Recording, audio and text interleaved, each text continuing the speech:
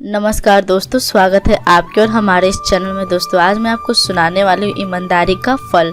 दोस्तों बहुत समय पहले की बात है। प्रतापगढ़ के राजा को कोई संतान नहीं थी। राजा ने फैसला किया कि वह अपने राज्य के किसी बच्चे को ही अपना उत्तराधिकारी चुनेंगे। इसी इरादे से एक दिन सभी बच्चों को बुलाया गया। राजा ने घोषणा की कि वह वहां मौजूद बच्चों में से ही किसी को अपना उत्तराधिकारी चुनेंगे। उसके बाद उनसे सभी बच्चों के बीच एक छोटी सी थैली बंटवा दी और बोला, प्यारे बच्चों, आप सभी को जो भी थैली दी गई है उसमें अलग अलग पौधों के बीज है। हर बच्चे को सिर्फ एक ही बीज दिया गया है।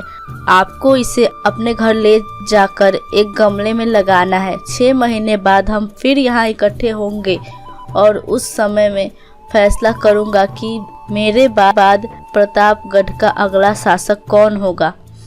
उन्हीं लड़कों में ध्रुव नाम का भी एक लड़का था। बाकी बच्चों की तरह वह भी बीज लेकर खुशी खुशी अपने घर वापस पहुंच गया। माँ की मदद से उसने एक गमला चुना और उससे और अच्छे से उसकी देखभाल करता। दिन बीतने लगे, पर हफ्ते 2 हफ्ते बाद भी ध्रुव के गमले में पौधे का कोई नामो निशान नहीं था। वहीं अब आसपास के कुछ बच्चों के गमलों में उपज देखने लगी थी। ध्रुव ने सोचा कि हो सकता है उसका बीज कुछ अलग होगा और कुछ दिन बाद उसमें से कुछ निकलेगा, और ऐसा सोचकर वह पूरी लगन से गमले की देखभाल करता रहा। पर 3 महीने बीत जाने पर भी उसका गमला खाली था। वहीं दूसरी ओर बाकी बच्चों के गमलों में अच्छे खासे पौधे उग गए थे। कुछ में तो फल फूल भी दिखाई देने लगे थे। ध्रुव का खाली देख सभी उसका मजाक बनाते और उस पर हंसते।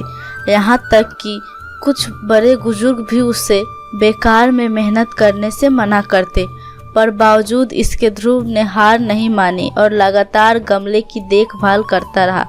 देखते देखते 6 महीने भी बीत गए और राजा के सामने अपना गमला ले जाने का दिन आ गया। ध्रुव चिंतित था क्योंकि अभी भी उससे गमले में कुछ नहीं निकला था। वह मन ही मन सोचने लगा, अगर मैं ऐसे ही राजा के सामने चला गया तो सब लोग मुझ पर कितना हंसेंगे, और कहीं राजा भी मुझसे नाराज हो गया और सजा दे दी तो किसी को यकीन नहीं होगा कि मैं बीज में रोज पानी डालता था। सब मुझे कितना आलसी समझेंगे। माँ ध्रुव की परेशानी समझ रही थी। उसने ध्रुव की आंखों में आंखें डालकर कहा, नतीजा जो कुछ भी हो, तुम्हें इसका दिया हुआ बीज लौटाना ही चाहिए। तय दिन सभी बच्चे राजमहल के मैदान में इकट्ठा हो गए। वहाँ एक से बढ़कर एक पौधों का अंबारा लगा था। रंग बिरंगे फूलों की खुशबू से पूरा महल सुगंधित हो गया था। ध्रुव का खाली गमला देखकर बाकी बच्चे उसका मजाक उड़ा रहे थे कि तभी राजा के आने की घोषणा हुई। सभी बच्चे शांति से अपनी जगह खड़े हो गए। सबके अंदर बस एक ही प्रश्न चल रहा था कि कौन बनेगा राजा। राजा बच्चों के बीच से होकर आगे बढ़ने लगे। वह जहाँ से भी गुजरते बच्चे तन कर खड़े हो जाते और अपने आप को योग्य उत्तराधिकारी साबित करने की कोशिश करते। तमाम खूबसूरत पौधों को देखने के बाद राजा की नज़र ध्रुव पर पड़ी। क्या हुआ, तुम्हारा गमला खाली हो क्यों है? राजा ने पूछा। जी, मैं इसमें पानी डालता था, धूप दिखाता था। 6 महीने तक मैंने इसकी पूरी देखभाल की, पर फिर भी इसमें से पौधा नहीं निकला। ध्रुव कुछ हिचकिचाहट के साथ बोला।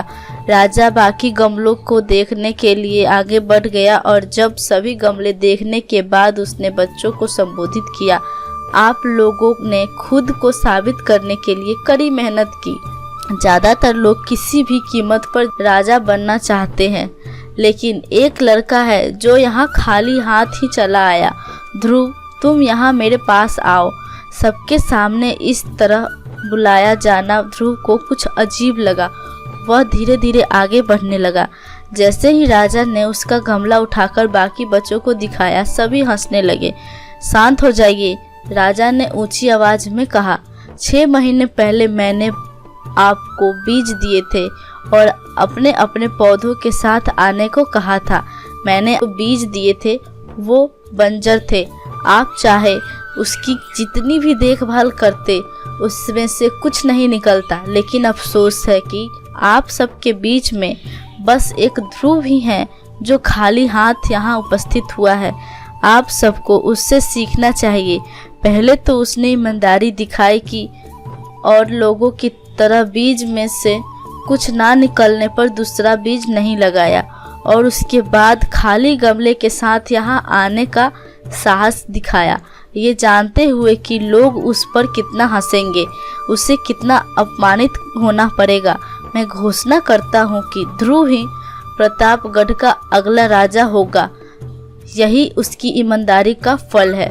दोस्तों, आपको मेरी कहानी कैसी लगी आप मुझे कमेंट में ज़रूर बताओ। दोस्तों, वीडियो अच्छा लगा हो तो लाइक करो और चैनल को सब्सक्राइब जरूर करो। दोस्तों, मिलते हैं से नेक्स्ट वीडियो में। तब तक के लिए जय हिंद, वंदे मातरम।